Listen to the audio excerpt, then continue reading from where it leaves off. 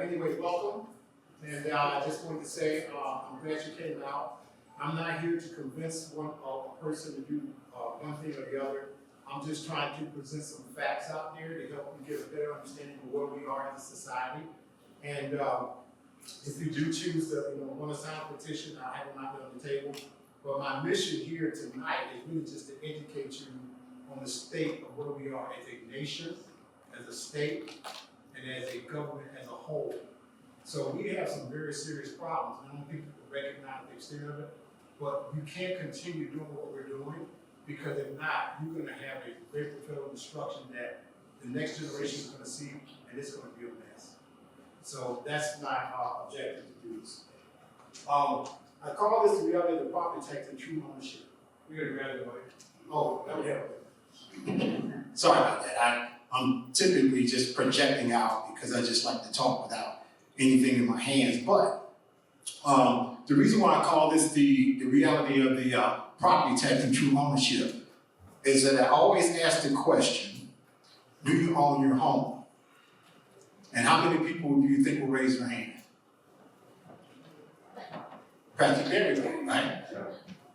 Now, this is because we've become accustomed to what we're doing now. It's become the norm. So we don't even think about the reality of what does ownership mean, what is liberty, and all this kind of stuff. We kind of lost that. And what I'm saying is it's going to be very difficult for us to back it up. We're talking 250 years of a way of life now, and it's entrenched in the way we think. So as soon as I say get rid of the property tax, oh yeah, I did. Panic, complete panic. What I would like to see is if people say, you know what, Leonard? If this happens, what are we going to do to try to maneuver through this? And I'll show you the reason why we're going to be faced with that decision at some point. It may not happen in my lifetime, but I cannot in good conscience leave this for the next generation to clean up. It's just unthinkable. I have children, and I'm concerned about the grandkids and everybody else, because this has been a beautiful country for me. I've done exceptionally well. Every country has its problems, but I can tell you, I would not want to be anywhere else in the world. It's been fantastic. Amen, brother. All right, now I'm gonna move along here. You probably know right now I'm a Georgia boy. So if you hear me say, yes ma'am, yes sir, you thank you, you're welcome, you please, and all this, that's just me. So if y'all got a problem with that, you gotta talk to my mama about it, because that's what happened, all right? And then I go to church. I've been at the same church for 30 years, actually about 35 years now. And what's funny, I lost my wife about 6 years ago, but she would walk around the church and I would say, Mrs. Gilbert. And everybody look at me and say, did you call her Mrs. Gilbert? I said, yeah. I said, she better start doing the same thing, because that's the way we just did it. And we also came from big families. A lot of kids always around the neighborhood and stuff like that. So the game has changed drastically since I've come through. All right, I'm 65 years old now. God willing, I'll live a little longer. But while I'm here, I'm going to do the best I can to leave something for the next generation. I'm in Metro, Ohio, graduated from Morehouse College, math and physics, and I also did mechanical engineering. I started out as a math teacher and decided, this is fine, but I did a little tutoring on the side, but then I wanted to do something different, so I picked up my engineering degree. And I came to Ohio. You know why? Because when I was in Georgia, my daddy told me, if you want to go make a living, go to Ohio. He said it was called the working man's state. I come up here, I've been up here 35 years. I look at the state now and I said, they have destroyed this place. How could you do that? I mean, it was just abundant, automotive. I could walk down the street, mom and pop shops, and I didn't get anything fabricated as an engineer. Just come up with an idea. Leave the plant, I'm gonna go get this fixed. You can't do that anymore, all right? Now, let me go a little further here. The reason why I talk about this, my friend Brian Massey gave me this little diagram, because we talk about the American dream, and what does that look like? And we say, well, we wanna own a home. That's what most people will say. They wanna have a nice family, a car, and stuff like that. Well, they always start with the home first, you notice that? We always say, you gotta have a home. My mom and dad always told me that. You need to get a home. Because that was a symbol of success and freedom. So I thought, all right? Now, let's go a little further here. When I ask people when they own their homes, everybody throws in there, oh yeah, I own mine. And then I always say, okay, let me ask you this. I'm gonna give you my phone number, right? I want you to miss 3 consecutive payments on your property tax. And then call me and tell me how that worked out. Then you're gonna find out who really owns that house. Now, to me, there's something wrong with that. Now, if I spend 30 years paying my home off and I'm still paying to live in it, let's say God gives me another 30 years to live. I multiply that time to time I'm paying in taxes, I'm sitting there thinking, wait a minute here. I could have had a PhD and another PhD on top of that. And don't get me started on education because that's a whole other story, because we don't want to touch that. Because every time I mention education, we were fortunate enough to be able to homeschool our children. And I'm going to tell you folks, it's more about education. I'm going to get off my rant on this, but we homeschool. It does not take 12 years to educate a child. I'm sorry. We did not spend $17,000 on average per year to educate a child. If I spent $7,000 over a 12-year period, that was about the max I could remember. They both came out to be engineers, very well level-headed, and guess what? They know the difference between a boy and a girl. Okay? Just saying, there's a big difference. Now, but I'm not going to touch education right now. The thing I want to talk about is this harsh reality what we have. This system that we have right now is complicated, it's costly, and you can't sustain it. Now, the reason why I said sustainability, for some reason we just neglect that word, but that's very important because we should be thinking about sustaining what we're doing for the next generation. This life is not about me. This life is about living to help the next generation. Now, to me, I look at this from a moral standpoint, right or wrong.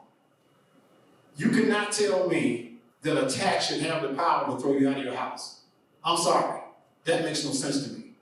It's immoral, and it's basically to the point where it's ungodly to the extent that God didn't design it that way. You're supposed to have ownership. You're supposed to be self-governed. These are the type of things that come along with what I call individual responsibility. But if I'm renting, why should I be responsible for it? I'm just renting it.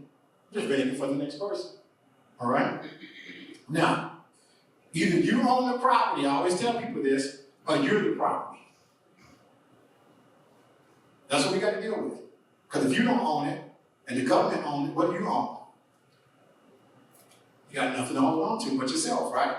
But guess what? If you're renting, anytime the government says it's time to go, you're out. I got a problem with that. Now,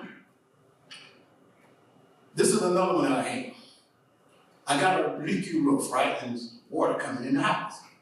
I go and say, I gotta get a new roof for the house. The guy comes down to my house and says, ooh, that's gonna take your house value of $20,000. Wait a minute, I'm fixing a leak in my house. How's it gonna jack up my value of $20,000?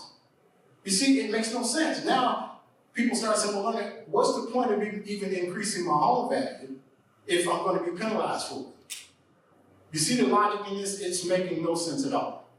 Now, third-party appraisals. Somebody comes in, tell you what your house is worth. And sometimes now they got the drones flying over. They don't even come in and check and see. Then you get a bill and say, what's this? Oh, your house is worth $300,000. How do you come up with that?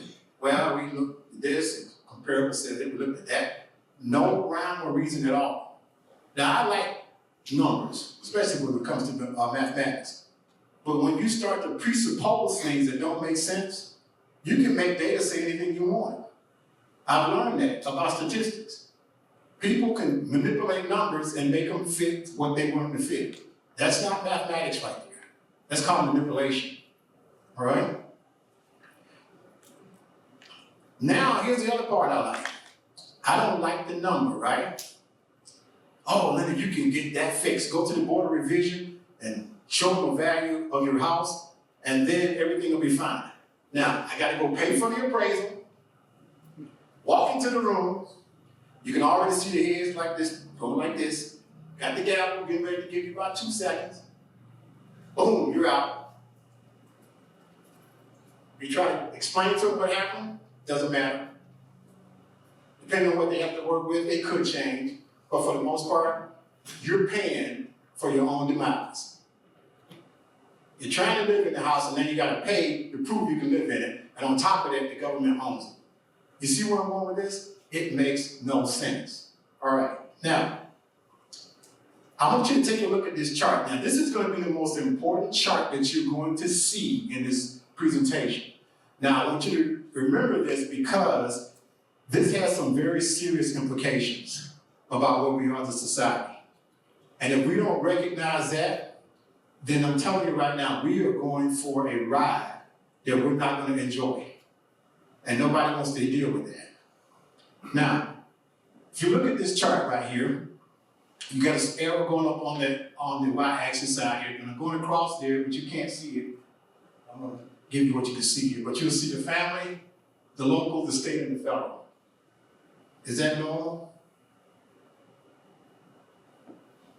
It's normal for us now. That's what we are.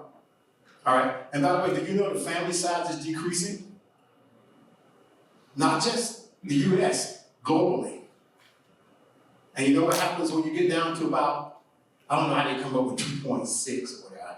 That makes no sense to me either, but you start having less than 2 children. You know what happens to a society? Dies out. Nobody's thinking that way though.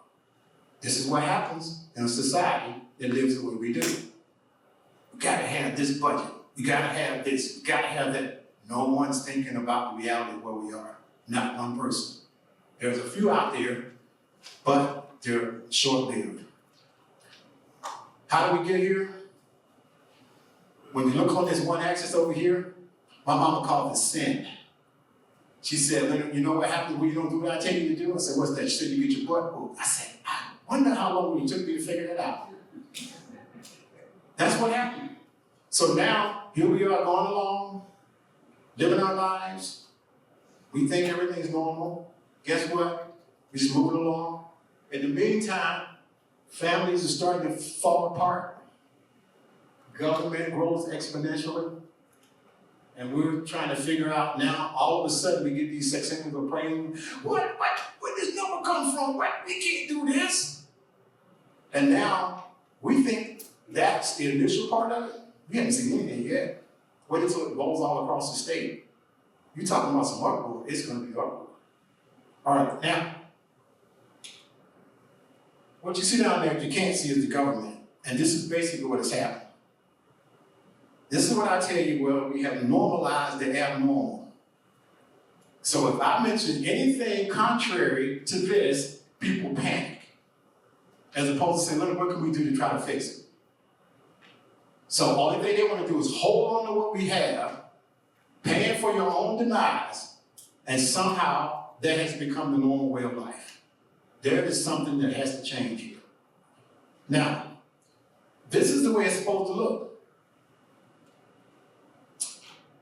You see the government size there? You see the family size? See the big difference here? Now, I just told you from that first graph, you can't sustain that, right? So now, is anybody talking about that? Are we talking about how much money you owe for your taxes, don't they? That's the big topic.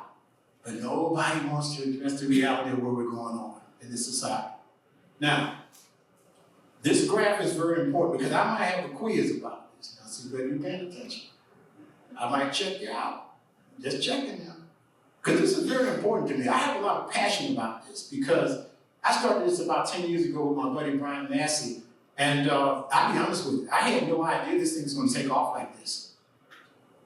Well, I just put a seed out there, and then next thing you know, Brian comes along, puts some water on it, next thing you know, and it starts to grow, and other people start joining us, and they say, hey, what did you write? Something don't make no sense. I said, well, that's all I'm trying to tell you. I just put the seed out there. Now, here's where I want to go with this. With freedom comes responsibility. We don't like that word. We don't like it. That means you got to do something. Now, the more you are into a situation where you can't control yourself, guess what happens to the government? Goes up. All right, now what's important about this whole family situation thing? Self-government. Oh, we gotta learn how to govern ourselves. We don't know how to do that. We're gonna panic. We've always had the government to do everything for us. That's not the way the country started. But you see what has happened? We've become complacent, everything's normalized, and we don't want to have discussions about how to fix it. All right, now, I want to go a little further here. This is what true normal looks like. And my friends, let me tell you something. You're not going to flip a switch and go back to true normal overnight. There's going to be some pain. Because when I tell you you can't sustain something, you know what that means? At some point, you're going to tap out. Because we only make so much money. And you can't take what we don't have. Well, you can. I guess you can take the house, too, if we get to a point where, oh, no, they can't pay them, or we'll just take the home. But you see where we're going? And don't mention the fact that the younger people won't stand a snowball's chance, and I can't say it in the church, but you can, but I'm not the pastor here. But they don't stand a chance. You know why? Because the market's being manipulated. Somebody's telling them what the house value is. They didn't talk to the owner about it. They're just going around talking to the people that appraised it, and that's where the number comes from. That's not a true market. That's market manipulation. So they won't stand a chance. But we'll keep taxing them. Now, why are we doing all this? They say, Leonard, what's the big deal? We've always done it this way. Well, I'm saying something's wrong. You know the guy, when you see the guy, and he said the emperor's not wearing any clothes, I'm that guy saying, I think something's wrong over here. And everybody going down that way, I'm thinking, I think we better take a look at this. So I'm thankful that I had some people that were able to listen and hear. And they said, wait a minute, Leonard, you're right, we got something here we got to work with. Now, we're trying the number one thing that we want to do, we want to save people home. That's your livelihood. You've built that with your hands. You work hard for it. That's yours. Why is your home a bargaining chip for the government? Think about this. It makes no sense. Now, I want you to understand, I want to be very clear about something. We are not saying that we're not going to pay taxes. We're not anarchists. If the government renders a service to me, I have no problem paying for it. But that's my house. Don't tap in my house. And we can talk about other mechanisms, but guess what? If you do talk about other mechanisms, you know what's wrong with man? He wants more and more and more. So you know what that means? You got to rein him in. We don't like that. Let me ask you a question, sir. I'm going to give you some money. You look like the type of guy that can take a little money here from me. Now remember, now this is just a make-believe thing. It ain't yours. That's all right. Because it's a $20 bill. So what if I just come up to you and I say, hey, sir, how you doing? I say, here's a $20 bill. What are you going to say? Hopefully you'll say, thank you, right? Okay, yeah. And then I do that every day. I just keep doing it because, I'm just that guy. I'm the taxpayer. I know what I'm supposed to do. One day, the taxpayer didn't have that $20. Then what are you going to say? What happened? There you go. Where's my $20? And that's what's going to happen. Because you tapped us out. This is the reality we got to deal with. We also want to promote generational wealth, okay? How did I come out of poverty? First thing my mother told me, being poor doesn't make you stupid. That's the first thing she told me. So we had to work. And she told me, as soon as you can walk and talk, you can start learning. That's the way we grew up, old school, all right? But my family, they worked. They transferred things to me. The cost was a little bit different then, but there was a succession of events that were taking place so that now my children could even be better than I did. They have great careers. And I'm glad I'm able to do that. But I want every family to be able to do that. I want a poor person to work himself out of poverty through ownership. We can do that if you own something, all right? I also want to reduce the government waste. Why is it that when you're in your household, if you can't do something, you start cutting back, right? I can't do this year. I want to go to Europe and go to ski trip and stuff like that. And Mama said, no, we ain't doing that. I said, why not? She said, if we're going to homeschool these kids, this is what we're going to do. So we cut out a whole bunch of stuff. A lot of things I wanted to do, but guess what? I had to put the priorities in place. what's important here, all right? Now, we want to stabilize the housing costs. We want to promote growth in business and the citizen. What do I mean by that? All right. In an ownership environment, there's stability. When businesses see that families are stable, they're not bouncing in and out because, the rent goes high, rent goes here. They're trying to become stable. So when businesses come in and say, hey, these people are standing here, they got employees they can depend on because they're not bouncing all over the place. But with the way the states are running now, and by the way, it's not just Ohio in trouble. All these states are in trouble because we are living down, I would say our budget is, Brian, about 50% coming from the federal, even higher than that? Now, this is the state. Now, the state keeps pushing down everything to the local. We're starting to feel it now. And at some point, we're going to tap out. All right? Now, it's not just us. There's some other states in there. As a matter of fact, I got my buddy in Michigan, North Dakota, and you got Florida and Illinois. And this thing is, this is a net. It's going to become national. It's not just us. Because this whole country is in trouble. And you know what happens when you're in trouble and you don't own anything? You know how vulnerable you are to the government? And this could happen right here in this country. We don't think it can. It can happen. All right? Now, what happens when the property tax is eliminated? This is the big question. All right? First thing I tell people, don't panic. We've been through rough times before. My mother and father went through some very rough times. We grew up during the civil rights era. I didn't know what was going on. All I know, we just had to go through the back door, and my mama would spank me if I got on the wrong elevator. I didn't know why. And then the other thing that happened, during the black community, the men checked out. The whole idea of responsibility and accountability got lost. So that left mamas and grandmamas to rear the children. Now guess what happened? My mother came up to me and said, I can tell you right now, Leonard, I can do the best I can do. Me and grandmama can do that, but we can't teach you how to be a man. Now, fortunately, God was gracious enough to me to send me a woman to help me to be the better man that I needed to be. But it was only through God's grace. Because you have to have that family unit. This is why that family unit is important. And when you break that down, folks, we got problems. Now, again, we're not saying we're not going to pay taxes or defund school or essential services. We're not talking about that. All we're saying is that take it away from the home and let's sit down and have some real discussions about how we can do this. Now, what that means is that now we got to start taking a hard look at budgets, asset reallocation, working with other cities. Some cities are less fortunate than others. You got some townships are bigger than some of the cities now. See, it's just gotten out of whack. And all I'm saying is that if you look at what we have available to us, we got to start taking a hard look at it.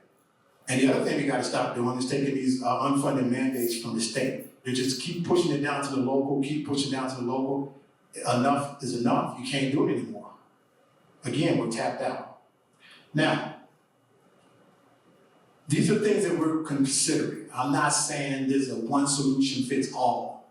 Fortunately, I've been talking to some very intelligent out-of-the-box thinkers. And I told them there's one or two things you can do. I don't know how God's going to unfold this, and it may go through. It could pass. So we could sit here, we could throw a bomb on it and just let it blow up and see what happens. But I can't do that. Or we could sit down and start saying to ourselves, how are we going to manage this?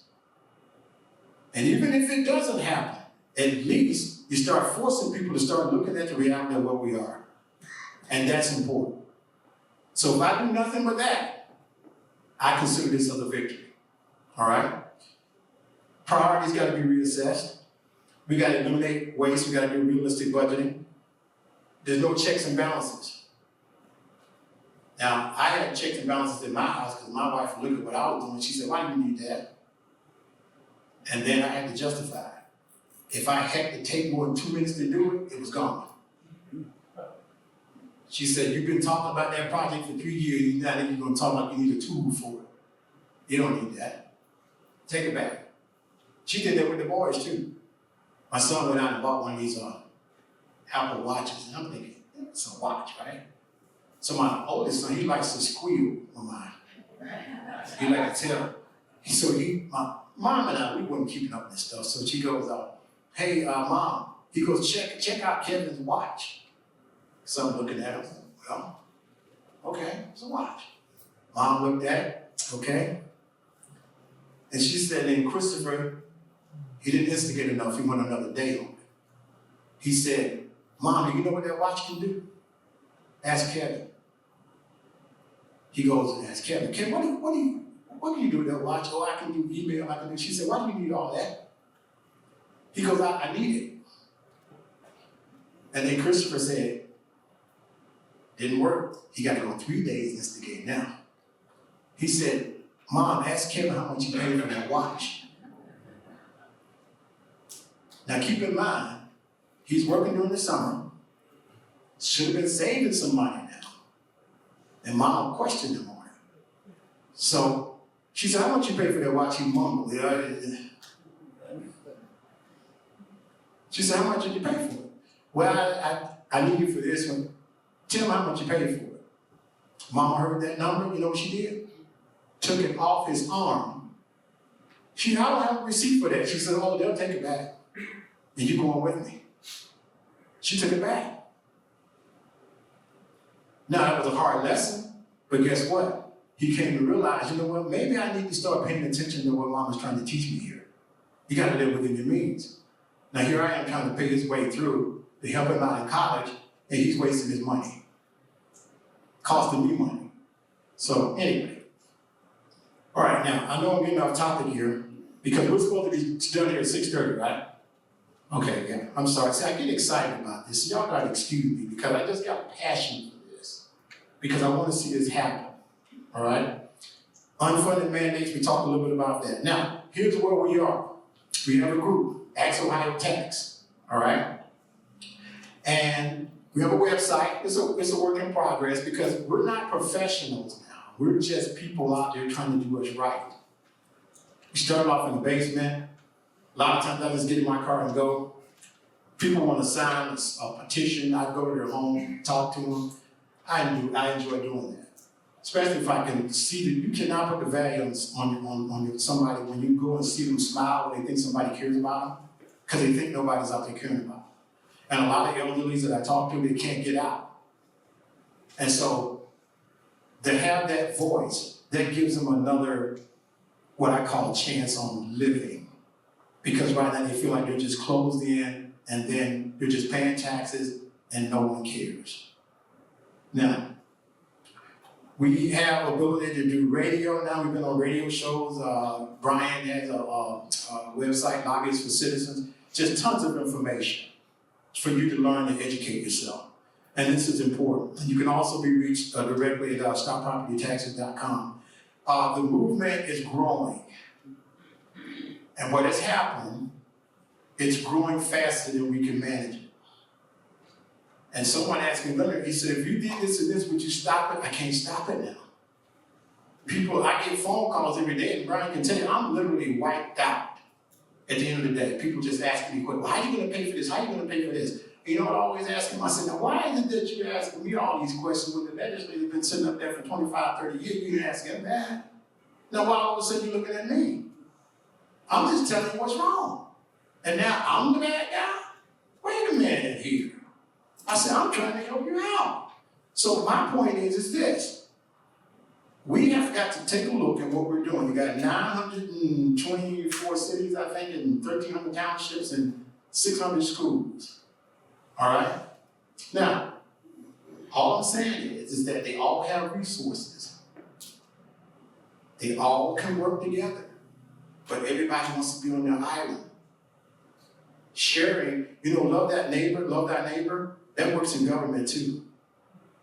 But we like to do it as a personal thing.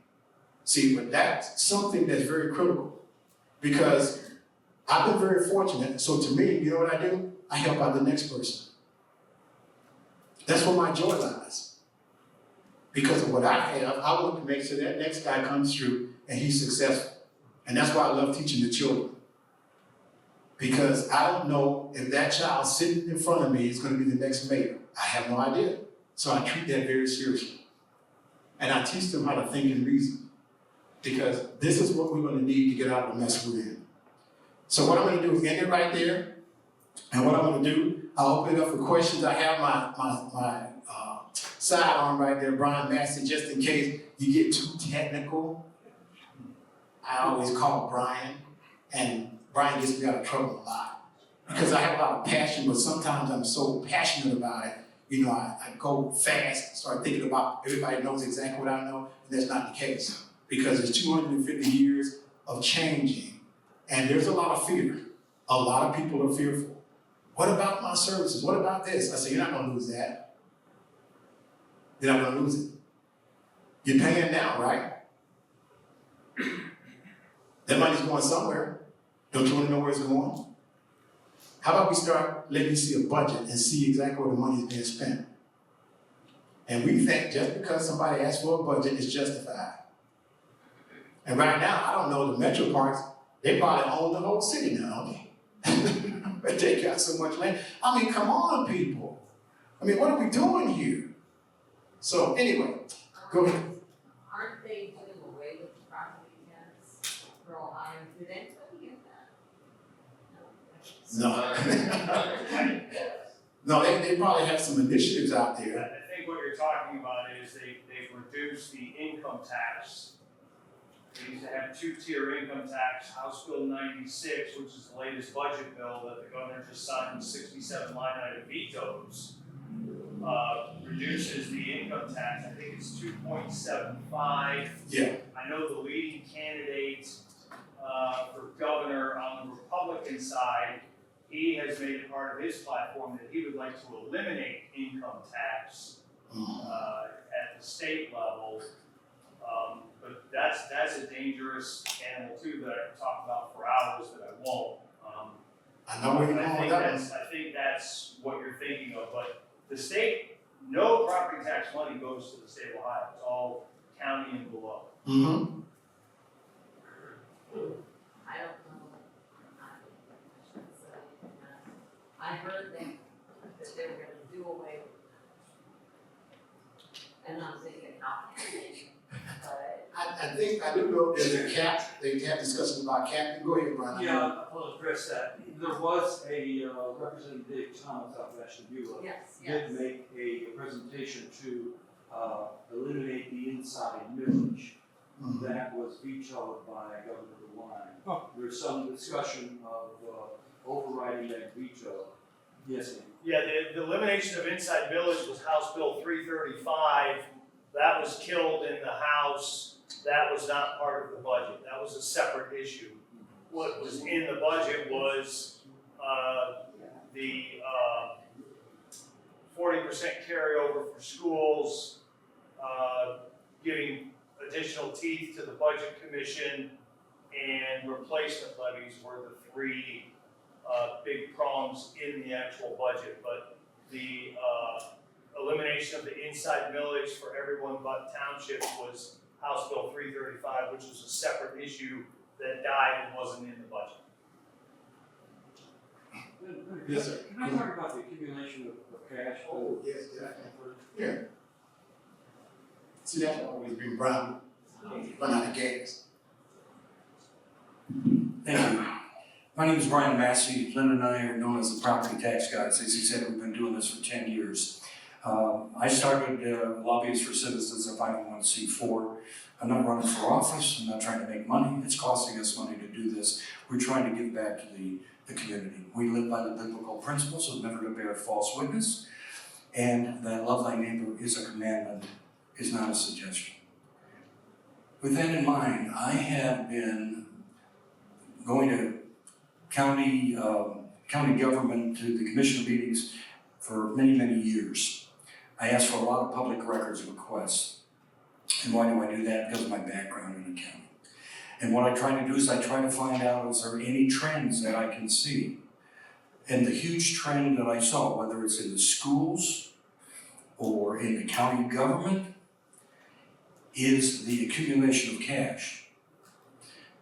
When I did an analysis years ago, on the Deepwood. They had $65 million. I took a look at the financial statements of Lake Metro Parks. They had over $30 million in cash. The crime lab, they were accumulating $1.6 million more a year than they needed to operate the crime lab. When I asked Chuck Colson, the prosecutor, why did you ask for so much millage? He said, well, I didn't want to go back to the people for 15 years, thinking that was a plus. I said, no, that's not a plus. You've got to justify for no more than 5 years, are you being good stewards of the taxpayers' money? When you look at the schools are accumulating money. When I heard about the 30% revaluation for Lake County, this is called the sexennial revaluation, that is every 3 years there is a revaluation. Well, I was told, I was getting a heads up that there was going to be a 30% increase. I said, well, we've got to find out how much it's going to cost the people and how much each taxing authority is going to get. I calculated that. I found out that Willie B. Slick School was going to get over $8 million additional revenue a year without a vote of the people. When I told everyone that, no one believed me. I said, it's going to cost you $210 per $100,000 of market value of your home. No one believed me. No. But then I was told, you really shouldn't broadcast that, Brian. You should really do that because there's tax levies on the ballot. And if you tell the people the truth of what's happening, they're not going to vote for the levies. All right? I found that to be objectionable. Now, when I analyze what is happening with the property taxes, you're paying tax on an unrealized gain. You bought your house or you built your house for $100,000. It's now worth $300,000. Allegedly, you're paying tax on the $300,000. Now, you wouldn't like that to happen if you own stock, right? So at the end of the year, your stock has been increased for whatever reason, and the federal government says, we're going to tax you on that an unrealized gain. So why are we doing it for a house? Makes no sense. My good friend Andy Rose here, he is the Concord Township trustee. He and I have, again, we agree to disagree. Administrator. I'm sorry, I beg your pardon. I misspoke. He is he's not elected, he's an administrator. And he knows his stuff, he does a great job for Concord. And, but we're all saying, well, how are we gonna pay for roads, bridges, fire, police? And I'm saying, no, I wanna do that. But I don't want any tax that's tied to my home. It is my home. And I'm getting the same thing when I get just the other day, a lady in Ashtabula contacted me, 82 years old. She's scared to death she's gonna lose her home that she's had for 50 years. She's been a widow for 30 years, raised 4 kids by herself, and now she's afraid she's gonna lose her home. It's just not right. The other thing that happens with this revaluation, the county government got $1.8 million from the taxpayers without a vote of the taxpayers. Just a revaluation.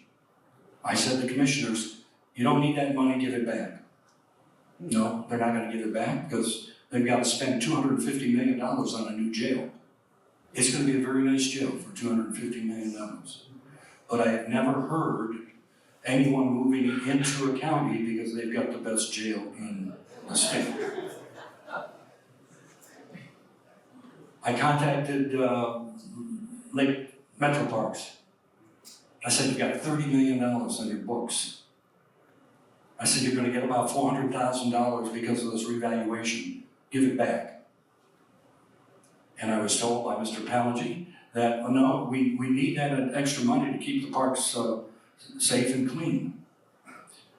The problem with government is, once they get their hands on it, they're not giving it back. There are certain, I think Geauga County, there was a school district that, when asked, they gave $1 million back. And that's the only one that I've heard. The other deception that I picked up on, a little hard to explain, inside, outside millage. Inside millage, not voted on by the taxpayers. It's part of the Ohio Revised Code of no more than 10 mils, which is 1% of your property value. Then there's the outside millage, which is voted on. I took a look at my taxing district, and when I took a look at when I'm paying to Concord, when I'm paying to the county and to the school district, there's 45 different tax levies. 45. When I look at the school district, and when I really understood what this is all about, I saw the deceptions that the state legislators were paying. And that is what they call the 20 mil floor. A little hard to explain, but what it means is that outside millage, if we started with 30 mils on an outside millage, as the property values increase, in order to obtain the same amount of money from every levy, they reduce the millage rate to become an effective millage rate. So, property values go up, the millage rate goes down, and they're collecting the same amount of money. Except when that outside millage for the schools, if the schools are collecting 5 mils for inside, and they're now collecting its effective tax rate of 15 mils for outside, that's 20 mils. And the House Bill 920 cannot reduce that effective rate anymore. So now the outside millage is treated like inside millage for the schools. If there's a 10% increase in your home values, there will be a 10% increase in your property taxes for that school without you getting a vote. The other deception that I picked up on, and that was for joint vocational schools. We've got Auburn Career Center here in Lake County. The Ohio Revised Code says that they get a maximum of 2.5 mils. I think Auburn is collecting 1.5. But the deception is that the millage rate for the schools is not subject to House Bill 920, which reduces the effective rate. So as your property values go up, if you're paying for that Auburn Career Center, it's treated like inside millage. And I contend, if the outside millage is treated like inside millage, it's inside millage. And what the legislators have done, they have deceived you by writing the legislation that says, we're going to have the people vote on it, but it won't be treated like every other outside millage. Governor DeWine, we've got him on video, says that he didn't like our idea at all. Can't remember the exact words that he was using, but he didn't like it, right, Leonard? Mm-hmm. What he said, that there's two main taxes that are paying for the schools: the income tax and the property tax. So now we hear that they've reduced the income tax, and Ramaswamy wants to eliminate it. Everybody else wants to eliminate it. So if there's two taxes that are funding the school primarily, and you're eliminating one of them, doesn't that mean that the property taxes are going to be further increased unless they come up with some other magic tax? And they have no problem coming up with some way to tax us. So I know that's real complicated, but we're being deceived, used and abused. What happened to the lottery money? It was supposed to be. Yeah, remember when they said you vote for the lottery and it's going to take care of the schools, right? That's what we do at Lobbyists for Citizens. We expose the lies, deceptions, and the betrayals. Leonard and I went down to the state capitol. We spoke before the House Ways and Means Committee. We went before the committee to review and reform property taxes. When I was speaking to that committee, they censored my speech. I was starting to tell them about what's happening with Willoughby Eastlake in Lake County in the schools because of the 20 mil floor. They played classical music over what I said. That's serious stuff. But the other problem is when I contacted our legislators, Callender, Troy, Sereno, I said, here's what happened. Again, I was under a misconception, because I thought we were either in a constitutional republic or a representative democracy, whatever term you want to use, that we had representatives that were worried about the average citizen. I was expecting my representative to say, Brian, I'll get your words on the record. No word at all. I've come to realize, ladies and gentlemen, there's no one representing us. They're representing the donor class. Representative Ronnie Young, when he was on his last day as a commissioner, he was also a state rep. He asked me to record him on his last day. There's the two things that he mentioned, and I've got on the video, you can find it on Lobbyists for Citizens. He said the two top priorities of government is to protect itself and to grow. The two top priorities of any politician is to protect themselves and get reelected. No mention of what is in the best interest of the average citizens. I've been a Republican all my life. I've been told by Lake County Republicans, Brian, you're not a Republican. I said, what do you mean? He said, no, you're a populist. So I had to go home and do an internet search. What's a populist really mean? It's somebody that is concerned about the average and ordinary citizens. So I've said to the leaders of the Republican Party, I said, isn't the Republican Party a populist party? Aren't we worried about the average citizen? Aren't we worried about people being taxed out of their homes? What you'll see now at the state level, they're all scrambling. There's been there was Attorney General Yost just put out something, I think it was yesterday. He said, word to the wise, and this is all the legislators in Columbus, you better do something. If you don't do something that's meaningful, and I don't mean just raising the household exemption $5,000 and it means about $20 in your pocket.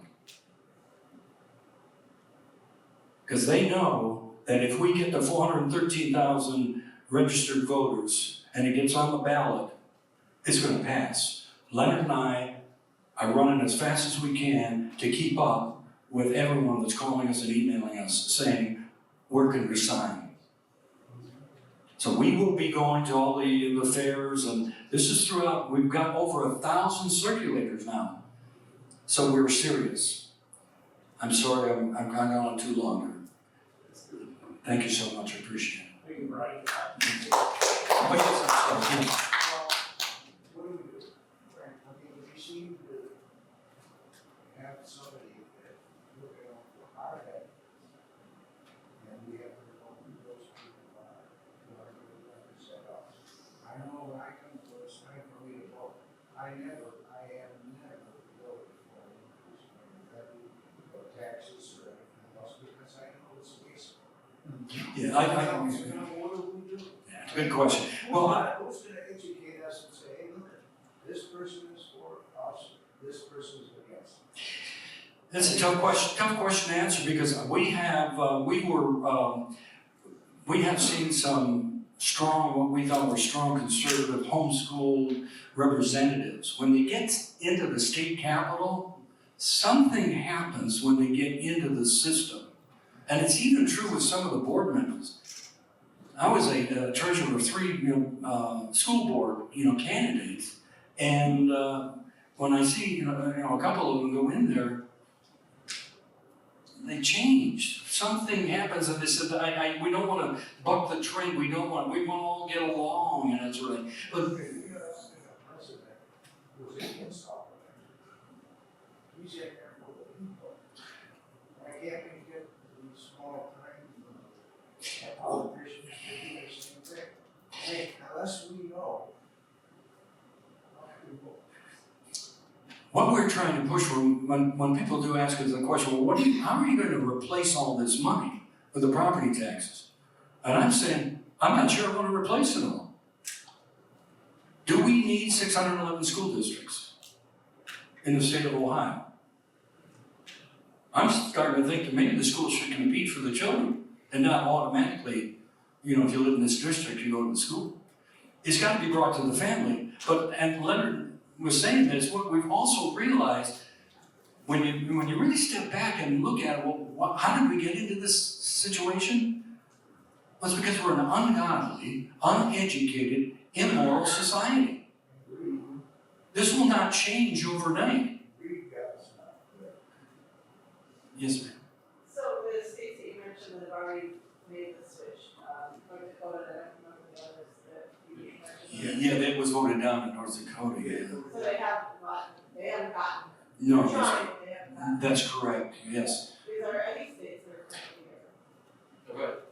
That's, I just want to. And there's, I know Texas, and a gentleman by the name of Mitch Wexler in Texas that is really pushing hard on that.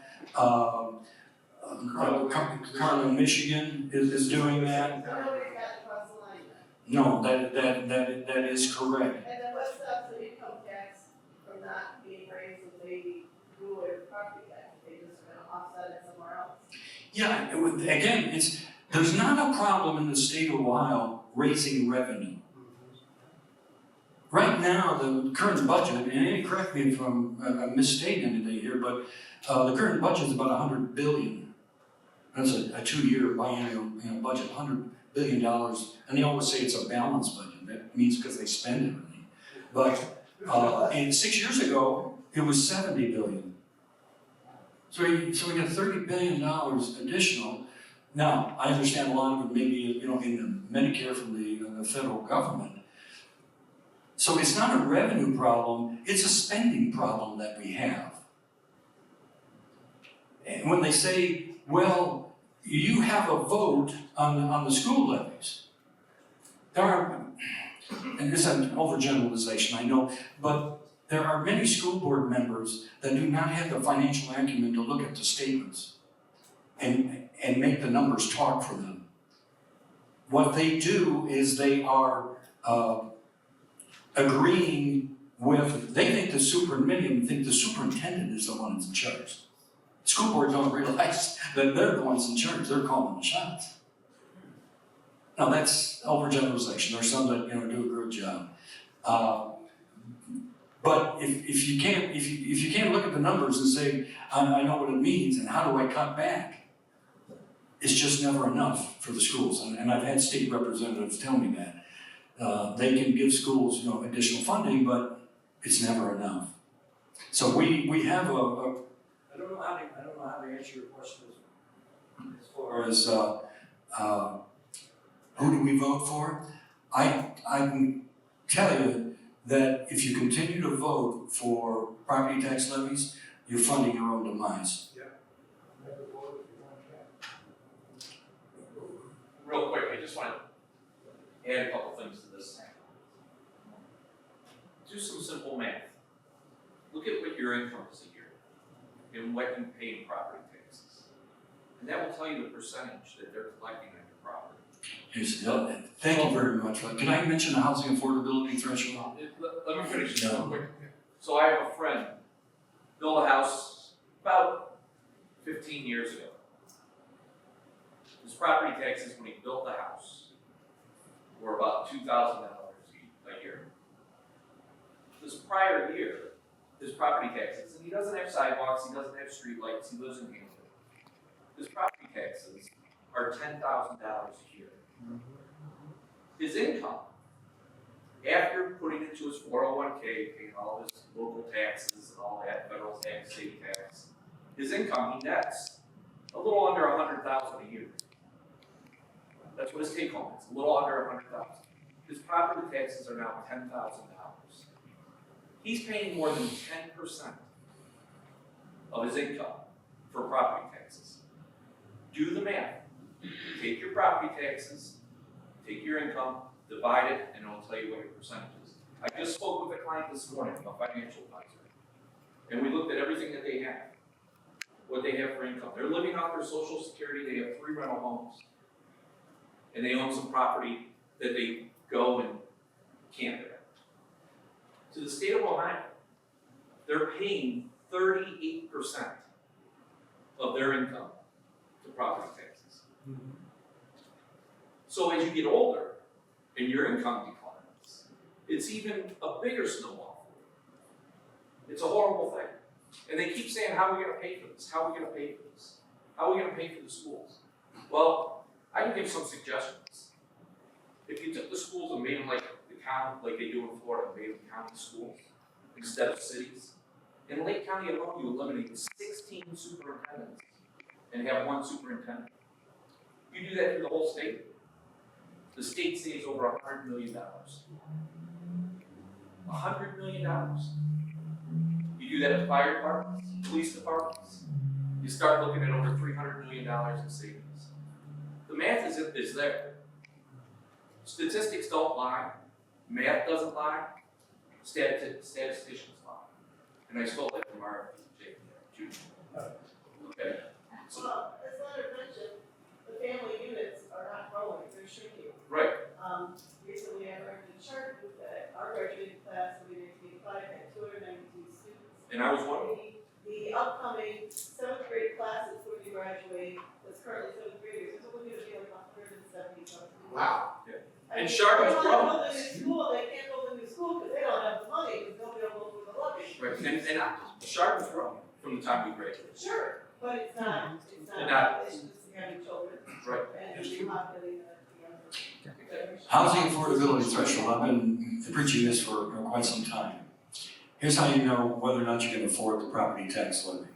The 3 factors: your mortgage, property taxes, and utilities. I didn't make this up, and I came up with it, doing an internet search.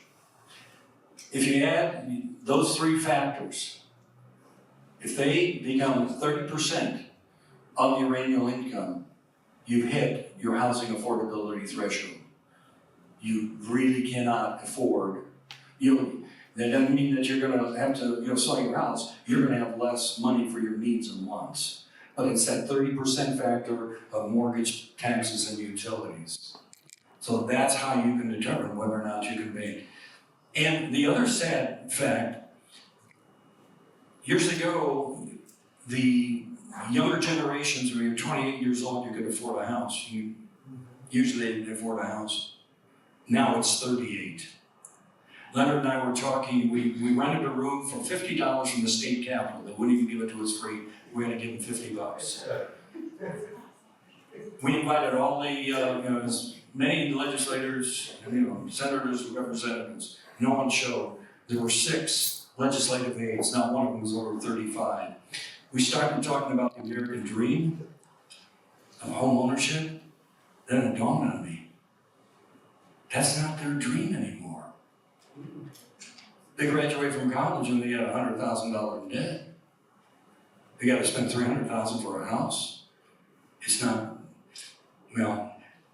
We need to do something. And the promise that we've made to the citizens of the state of Ohio, Leonard and I are not going to give up. We're going to keep going. We're going to put this ballot amendment on the ballot in 2026, either May or November. It has to be November. The state constitution says constitutional amendments have to go during a general election, cannot go during. That's a definite maybe. So, let me ask you a quick question. If you had an extra $200 a month in income, how many people in this room would spend that money, probably, and use it to spend? How many people would say, I'm gonna put that money away and save? So we're probably about 50-50. Some of you didn't raise your hand, you don't know what you do with that extra $200. So, you're probably gonna spend it, most likely, right? Some people may be responsible and say, I'm gonna save it, which is fine. You're gonna spend it at some point in time, or somebody's gonna spend it at some point in time if you save it, right? So why do they have to attach this to your house? Why can't they put in a sales tax to help cover some of these expenses by the county? If I live in Lake County, but I go to Home Depot in Chardon all the time, which is Geauga County. So if it were a county sales tax, guess who's gonna benefit from me going into the county next door county to shop, Geauga County? And am I driving on their roads? Am I using their stuff? Are their street lights turned on for me so when I go there in the dark I can see? Are the police departments there because they're protecting me at the Home Depot in Chardon? Absolutely, so why shouldn't I pay for that? And now I'm using it and I'm spending money. So now I'm helping the economy as well. Yeah. Do you see the snowball effect of this? Rather than them just taking it from you and telling you that your house is worth way more than what it's worth. Mm-hmm. Now you're putting that money back into the economy, and it helps everybody. It helps the communities, it helps everyone. It gives people jobs, everything. When you pay your property tax, how many jobs does that create? You know, I agree with you 100%. What I wanna know is, how do I get the people that can back there in the legislature? Start reading and talk to those people that are running. That's the only way you're gonna find out, and they're gonna lie to you probably. But we don't have a crystal ball either to tell I have a, You're telling us to do something that's impossible. you. So here, No, it's not no, it's impossible. not possible. What they're asking you to Not do is impossible. sign a petition to give you the right to vote and say, we want to abolish property taxes in the state of Ohio. Now it's your voice, not the people that you're voting for. That's how we do it. So if you sign a petition and you go vote to abolish property taxes, there you go. Yes, sir. So did I answer your question? You're the person that you have to know. Mhm. I know we're signing a petition now that someone told me, I know 20-something years ago that we determined that it was unconstitutional in the state of Ohio. That's the wrong, yeah. Funding of schools. Mhm. Funding of schools, okay. My other thought was, I work for a Fortune 500 company, I think you might have retired from me, you know, and it's great having a great job there and everything. But I know we have a major investment, we're like now the corporate headquarters in the world for our company. Mm-hmm. How many tax breaks do major corporations get in their profits? I see our numbers at the end of the year, we have our leads, we get our bonuses, that's great. But how big, you know, where there's money, there's corruption, how much of a break are they getting that's put back on the people in the community? Plus, when they're making astronomical profits for the shareholders and everything, which is all fine and dandy, we're all for free trade and private business and whatever, corporate things. So I just think, I know, I see the numbers and what we make. It seems unfair that they can make that much money in Painesville, Ohio, and yet the citizens of Painesville, in that same neighborhood, in those same communities around Chester Street and around there, are struggling to keep their homes. And we're just driving by, you know, guiding the van. We talked to some developers about supporting us for the property tax initiative, and they wouldn't do that. And that's why. And they said, well, because their benefit is in what's called TIFs, Yeah. taxpayer incremental financing. If they've got a development and they need some money for sewers, what they'll do is they'll ask the school and the local community for approval on a TIF. And they get the money up front, and the bonds, they will sell the bonds to get money, and then the property taxes, when they're paid, they 75% of them should go to the schools, and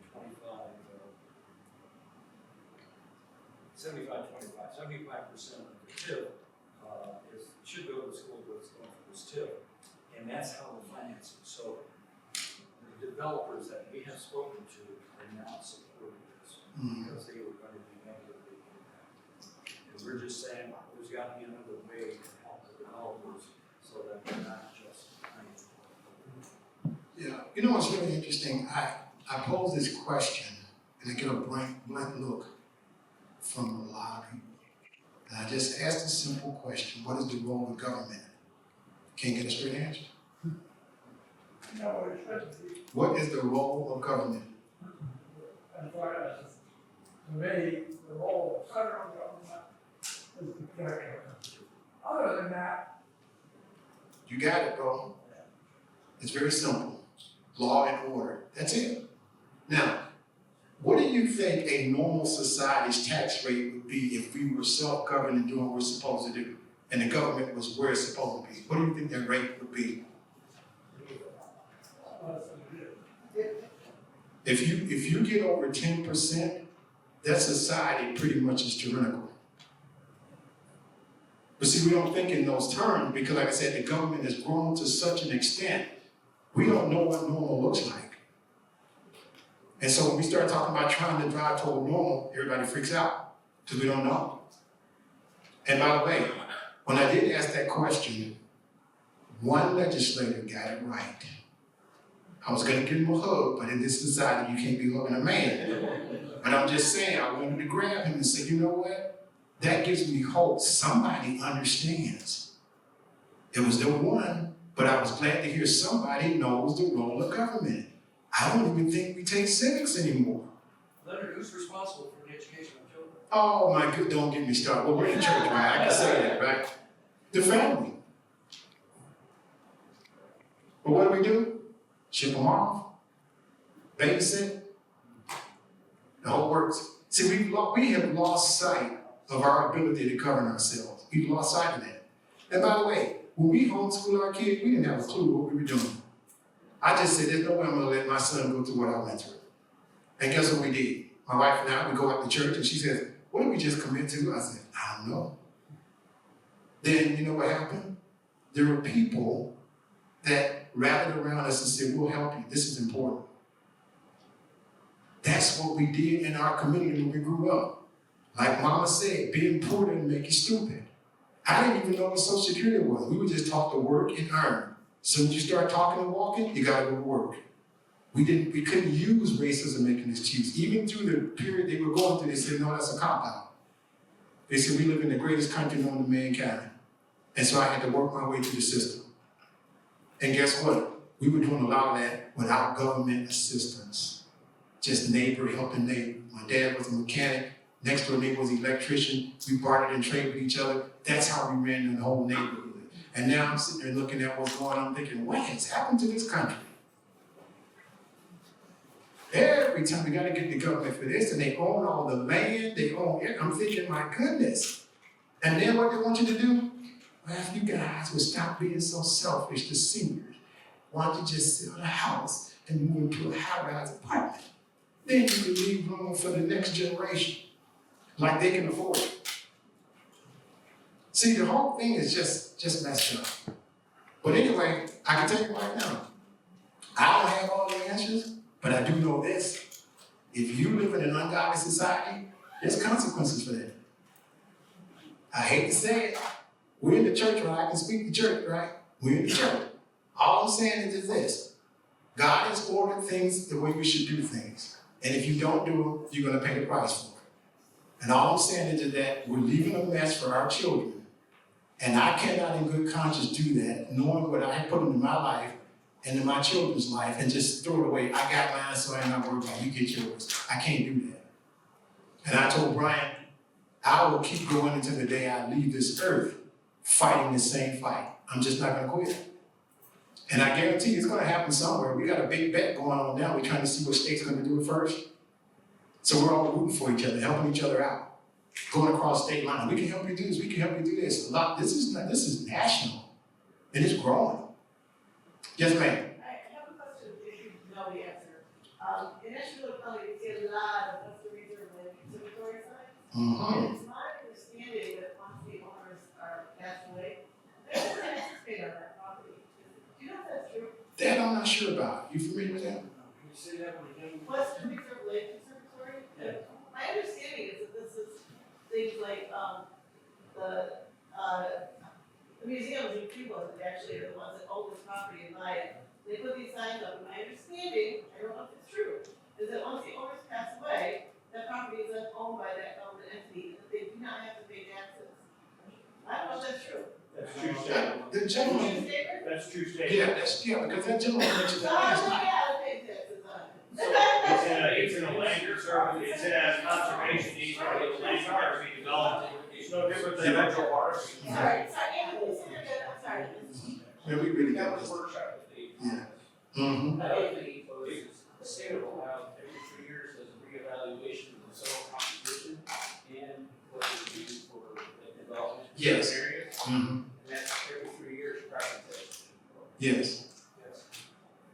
So, and the one thing about property taxes, once you retire, they're never gonna go down. You're gonna get a little bit of a break, they're gonna tell you you're gonna get the homestead act, you're gonna get a little bit of a break.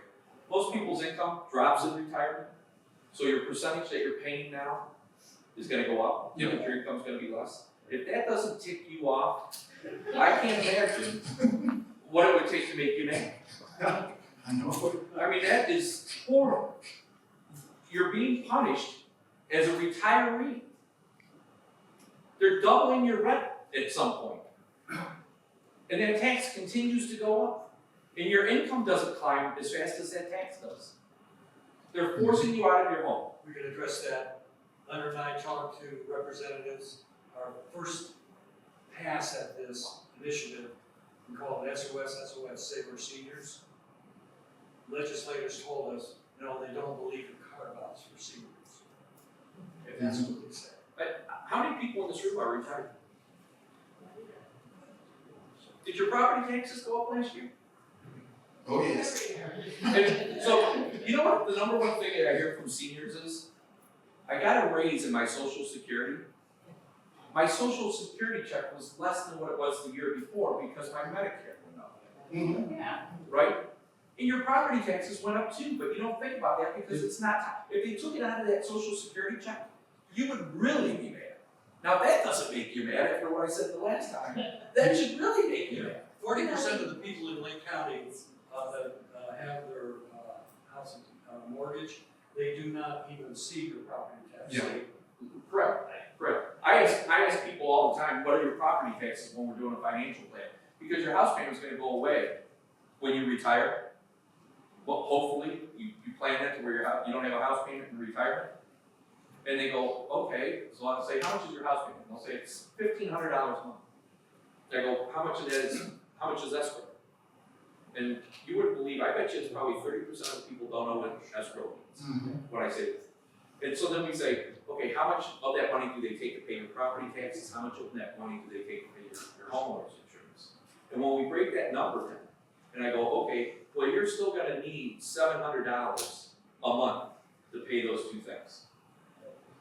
The look on their face is shocking. They never think about that. And I go, well, you're renting your home from the county, and from your township, and from your local schools.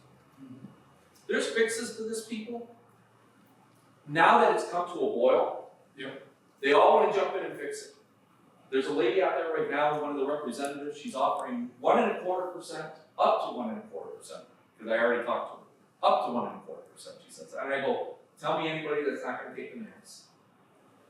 I said, so let's just say 1.25%. She goes, but it's 1% for seniors. I said, this makes no sense. At 1.25%, I said, my taxes on my property are still the same as what they were. Actually, they're a little bit more than what they were. So, it's just a small difference. One thing is that, people that, I've been retired for a number of years now, but also and you said something about getting an increase in Social Security. Whatever increase you got in that Social Security does not equate to the cost of living. Right. And, I mean, we're on a slope and we're losing it. Yep, exactly. And here's another statistic. I mean, there's also a ton of statistics out there. Actually. When you retire at 65 years old, you spend so much money. You know why? You might spend a little bit more than you were spending when you were working. Because you're retired, you want to have fun, you want to live your life. I've worked my whole life, I want to have fun.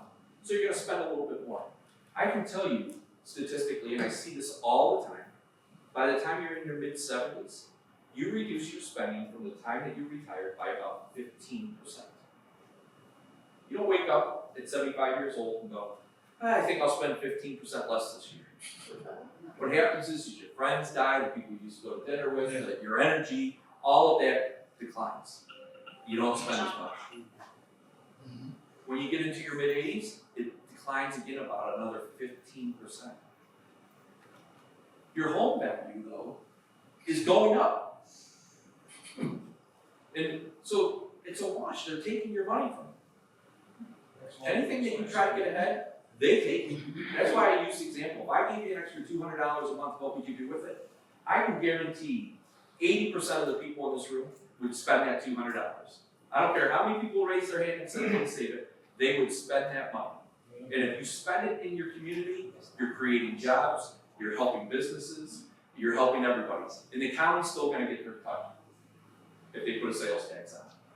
I just want to say, Leonard, you said you've been doing this for a long time. And so it's not like it's all of a sudden, come up, but how long have you been going to Columbus and trying to talk to the legislators? Oh, when did we start going down? Well, It was over 5 years ago, I don't know. oh yeah, definitely. I was even doing the school board thing, way before, well, even when Sarah Fowler was running, because I was invited down to speak there too, to talk about education. But I've been in this for a long time. But I know for a fact that the property tax, I think I wrote my first editorial 10 years ago. And everybody was freaking out. Are you crazy? Yeah, I gotta go. Go ahead, I've got bro. an appointment, I gotta go make some money so I can pay my taxes. Yeah. Thanks a lot for having us out, Kip. We really appreciate it. All right. Well, that's it for me. I mean, I know I've gone over my limit here, but for me, again, my whole point is to get people to understand what we're faced with. And one of the things that concerns me, and nobody talks about this, and everybody talks about the great things that are happening with this country. People, this country's broke. We're done. So guess what they're doing now? Behind the scenes, cryptocurrency. You see what I'm saying? You see where I'm going with this? They know we can't get out of this. Because you can't run a whole country on fiat money system. It doesn't work. You're breaking all the biblical principles of finance. Okay, now, at some point, like Grandma said, chicken will come home to roost. I tell you what, I pray for the young generation to come through because they're going to get hit, and I tell you, it is not going to be pretty. It's a shame what we've done to this generation. And like I said, I have to keep going and at least have my children have a fighting chance to understand what they're going up against. Because if they don't know that, if you go into a public education system and look at how dumb I was when I came out, it's what they're doing now is incredible.